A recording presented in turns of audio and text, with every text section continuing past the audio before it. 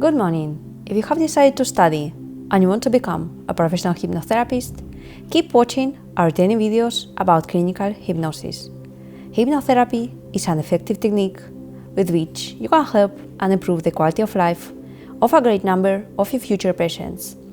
Remember, read the description of this video where you can find a link to free training classes on clinical hypnosis, and also you can download the ebooks also free. The information in this video is extracted from our book Direct Clinical Hypnosis, Deep Hypnosis, of our publisher Clinical Hypnotherapy, registered with ISBN. Direct Clinical Hypnosis, Tips to Maintain Emotional Balance, Part 2. Warning signs. Often you can detect some signs that a person is thinking about or planning a suicide attempt. Here are some signs that indicate that a patient is in danger of suicide. If we see that he or she talks very often about suicide or death in general, if he talks about leaving, taking a trip, or going away, if he or she says that he or she will not need certain things anymore and starts to give his or her belongings away to other people, if he starts talking about feelings of hopelessness or guilt, if we notice that he or she starts to withdraw from friends or family and loses the desire to go out, if they lose interest or desire to participate in their usual activities, favorite hobbies, or sexual activity, if they have difficulty concentrating or thinking clearly, if he or she experiences changes in eating habits, loss of appetite and weight, or exaggerated increase in appetite, if they experience changes in sleeping habits, exaggerated sleep or insomnia, self-destructive behavior, for example, drinking alcohol, taking drugs, self-harm, etc. If he or she is worried about his or her finances or any illness, whether real or imagined, if we see in him or her strong feelings of guilt, shame, self-hatred, low self-esteem, etc. If we observe changes in their personality such as sadness, withdrawal, irritability, anxiety, indecisiveness, apathy, etc. If we observe a certain fear of losing their own control, of going crazy, or harming themselves or others. If they show hopelessness about the future, this will never get better, I always be the same, nobody will change this. If we see that they present restlessness, hyperactivity, agitation, if they have suffered recent losses such as divorce, separation, end of a relationship, loss of job, self-esteem, self-confidence, money, social status, death of a loved one, etc. If you say that you have a pre-established plan on how to carry it out, and if you have the means to carry it out, for example, if he says he's going to shoot himself and has a gun because he's a hunter. Previous suicide attempts. A patient who has attempted suicide is very likely to attempt it again, especially if the problem that precipitated the attempt remains unresolved. Church ethics. Suicide has always been considered a grave sin, as it usurps God's dominion over life. However, rather than accusing the suicidal person, society should examine itself to discover the causes that lead to such person choices, for rarely does suicide have a deliberate malice of destructive rebellion against God.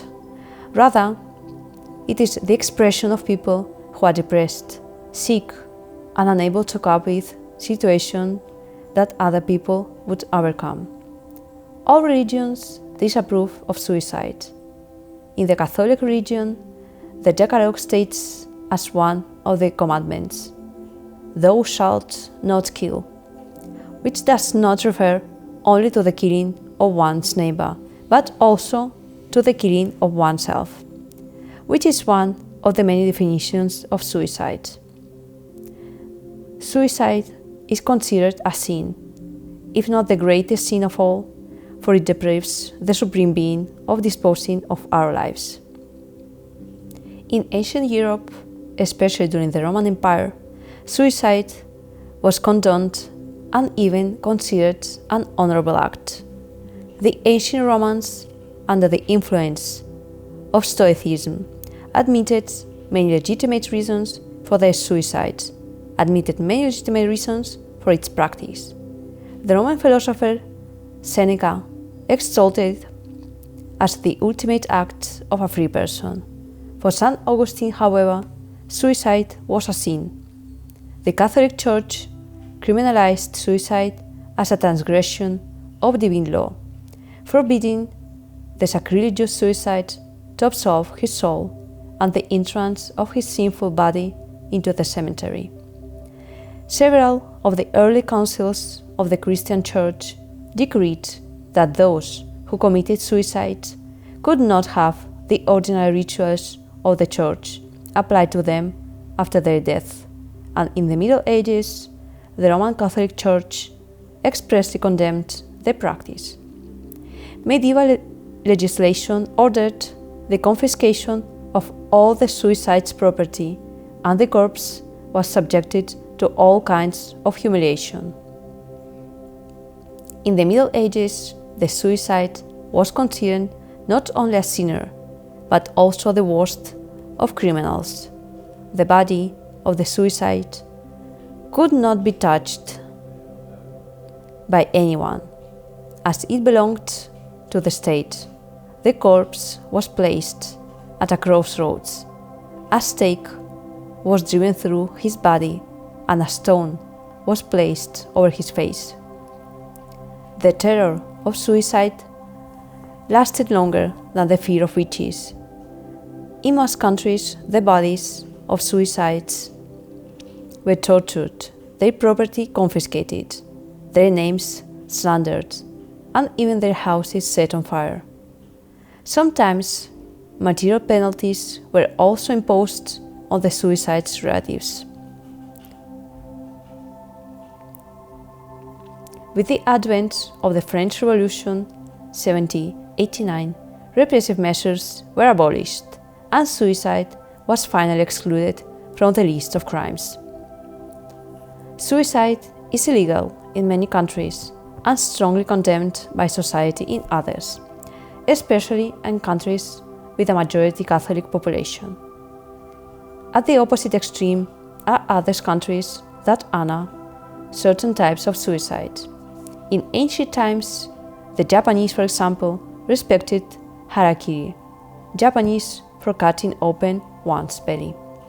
Harakiri has its origins in feudal Japan, when it was practiced by samurai or noble warriors to avoid the dishonor of being captured by their enemies. During World War II, Japanese kamikaze pilots considered it a great act of honor to carry out suicide bombing missions by crashing their planes into enemy targets. Also in India, until the end of the 19th century, the suti rite was performed. A common practice in India was the self-incineration against her will of a widowed woman on her husband's funeral pyre.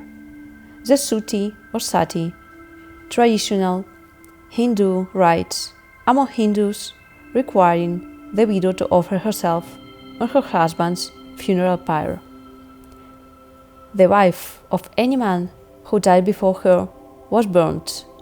This was to prevent her from inheriting her husband, and the result was to enrich the male heirs.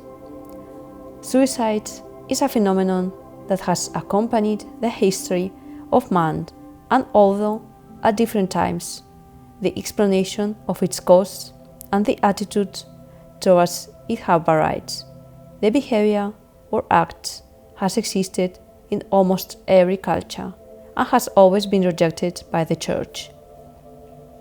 If you're interested in learning more about clinical hypnosis, watch our next video, Direct Clinical Hypnosis, Self-Instructions, Examples for Tobacco, Anxiety Part 1. Remember, with the description of this video, you can find a link to free training classes on clinical hypnosis, and also you can download self-free ebooks. If you have any questions, add them in the comments area. On this topic and many others we'll talk about in the channel and in the videos that we'll publish. So, if you're interested, do not miss our next videos. Thank you very much.